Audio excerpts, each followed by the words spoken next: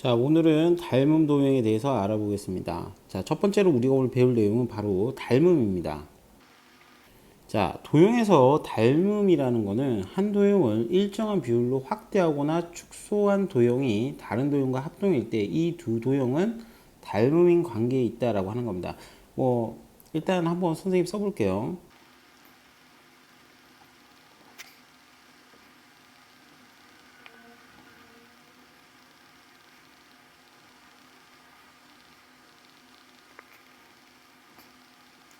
이와 같이 이제 보시게 되면은 일정한 비율로 확대하거나 또는 축소한 도형이 다른 도형과 합동이라는 거는 서로 포개진다는 얘기죠.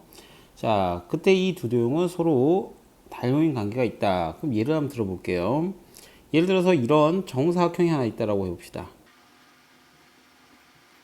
자, 모든 네 변의 길이가 같고 네 내각이 같은 이런 정사각형이 있어요. 자, 그런데 이 도형을 확대시켜 봤다라고 생각해 봅시다. 한 변의 길이 1인 애를 한 변의 길이가 2인 도형으로 한번 만들어 본다라고 봅시다. 자, 그럼 이와 같이 하나의 도형을 일정한 비율로, 그러니까 각 변을 다 2로 늘렸겠죠. 일정한 비율로 이렇게 확대한 경우도 마찬가지로 확대하면 이게 포개지겠죠. 그래서 이 두 도형은 서로 닮은 관계가 있다라고 이제 볼 수 있고요. 이 도형뿐만 아니라 뭐 정삼각형도 마찬가지고 여러 가지 도형들이 있을 겁니다. 그래서 이것들은 선생님이 조금 이따가 문제를 풀면서 정리를 해 드리고요. 그 다음으로 이제 용어만 잠깐 보고 가겠습니다. 용어. 두 번째 용어는 뭐냐면은 닮음 도형이라는 겁니다. 이 두 개의 도형이 이제 닮음이라고 보이는데 닮음인 관계가 있는 두 도형을 닮음 도형이라 합니다. 그래서 첫 번째 나와 있는 요 정사각형과 이 뒤에 나와 있는 정사각형은 서로 닮음인 관계이기 때문에 닮음 도형이다라고 하는 겁니다.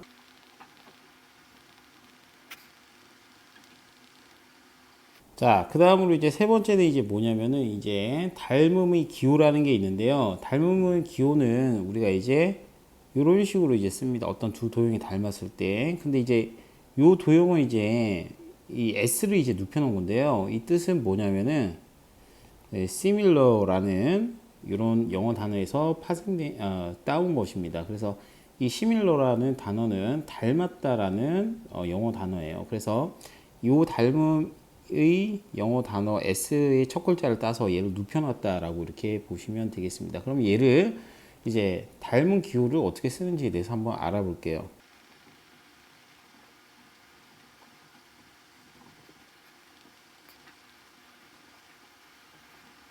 자, 이와 같이 이제 삼각형 ABC랑 DEF라는 이 두 개의 삼각형이 있습니다. 이 두 개가 서로 닮은 도형이라고 합시다. 닮은 도형이라고 가정할 때, 그럼 얘네들을 쓸 때는 이렇게 써야 됩니다. 삼각형 ABC랑 닮은 도형은 대응하는 꼭지점을 써서 A는 D에 이렇게 대응하니까 A에 대응하는 기호 D부터 오고요. 그 다음에 B, 그 다음에 대응하는 도형 C랑 F랑 이제 이렇게 대응 관계겠죠. 그래서 이때 요 D, B, F라고 대응하는 순서대로 이렇게 우리가 이제 작성을 해 주시면 됩니다. 합동을 적을 때랑 똑같다라고 이렇게 생각하시면 되겠습니다. 그래서 이런 식으로 이제 적어 주고요. 우리가 이제 대응이라는 거는 예를 들어서 삼각형 DEF 했을 때 얘를 키워서 확대해서 ABC랑 포개일 수 있겠죠. 자, 그때 이렇게 포개지는 점을 우리가 이제 대응점이라고 합니다. 대응점. 자, 그 다음으로 포개지는 변. 예를 들어서 DF와 뭐 BC가 있다라고 해봤습니다. 그럼 DF를 키워서 AC에 포개지겠죠. 그래서 요 변을 뭐라 그러냐면 우리가 이제 대응변이라고 합니다. 대응변. 자, 그 다음으로 마지막으로는 각이 이제 포개지는 데가 있겠죠. 그래서 여기는 대응각, 포개지는 각을 우리가 이제 대응각, 확대 축소시켰을 때 하는 얘기입니다. 그래서 이런 식으로 우리가 이제 개념을 좀 잡아주시면 좋겠고요. 그 다음으로 이제 넘어가서 우리가 이제 필수예제 1번을 보면서 이제 문제를 어떻게 해결하는지에 대해서 한번 보겠습니다. 필수예제 1번 보면은 오른쪽 그림에서 사각형 ABCD는 사각형 자 대응되는 순서대로 이렇게 포개진다라고 보시면 되는데 E, F, G, H와 포개진다라고 이제 보여지게 됩니다. 그래서 D는 H랑 이렇게 이제 보시면 되고요. A는 E랑 이런 식으로 이제 포개진다라고 관찰해 주시면 될 것 같습니다. 자, 그래서 그 점 A의 대응점이라는 건 포개지는 점이니까 A가 있는 점이 제일 먼저 첫 번째니까 점 E다라고 이렇게 적어 주시면 되고요. 자, 그 다음에 BC의 대응변입니다. BC. 자, 그럼 B와 C는 요 두 녀석과 대응점이니까 대응변은 선분 GF다 또는 FG다 이렇게 해주시면 됩니다. 그래서 FG 또는 뭐 GF다 이렇게 적어주시면 되고요. 자, D에 대응하는 각은 자 D는 누구랑 대응하냐면 바로 H랑 대응하겠죠. H랑 대응하니까 D에 대응하는 각은 각 H다 이런 식으로 작성을 해주시면 되겠습니다. 자, 그 다음으로 두 번째인데요. 항상 닮음 도형 이거는 꼭 좀 별표해 주시고 꼭 외워두자 이렇게 좀 적어 주십시오. 자, 평면 도형에서 항상 닮음이 도형이 있습니다. 뭐냐면은 바로 정다각형이 바로 우리가 평면 도형에서는 항상 닮음이라 할 수 있어요. 뭐 예를 들어서 정삼각형 한번 그려볼까요?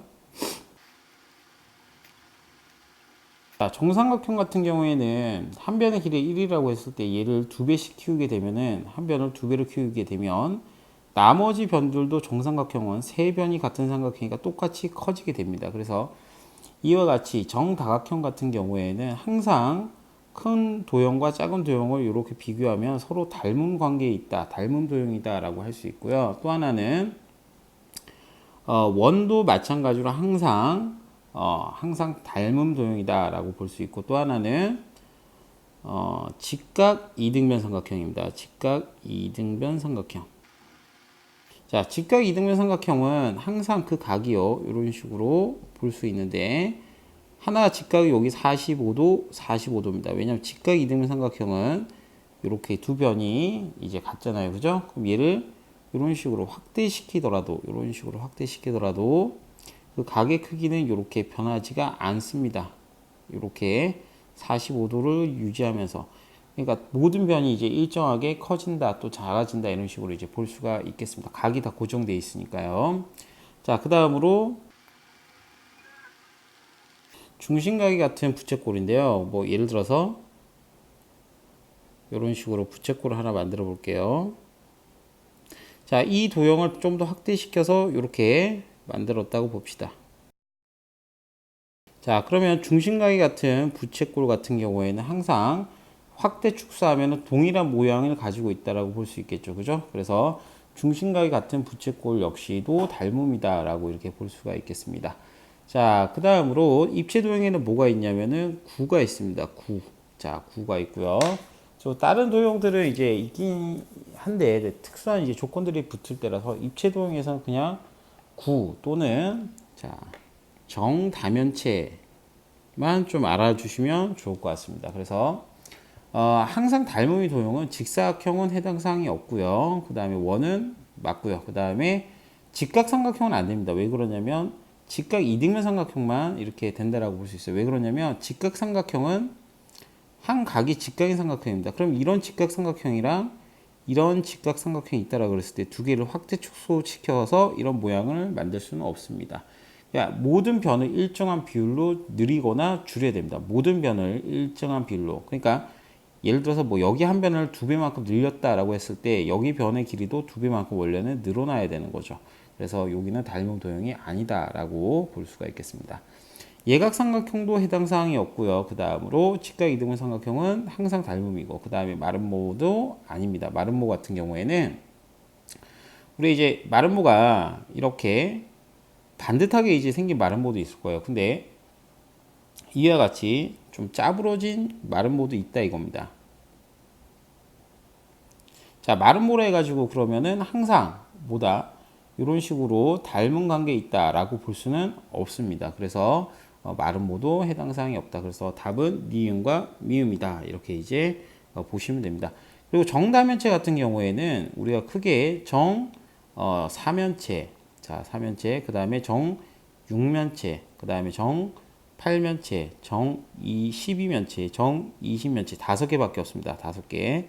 자, 4면체, 정6면체, 8면체, 12면체, 20면체 이 5개밖에 없기 때문에 이 5개는 꼭 좀 알아주시면 좋을 것 같습니다.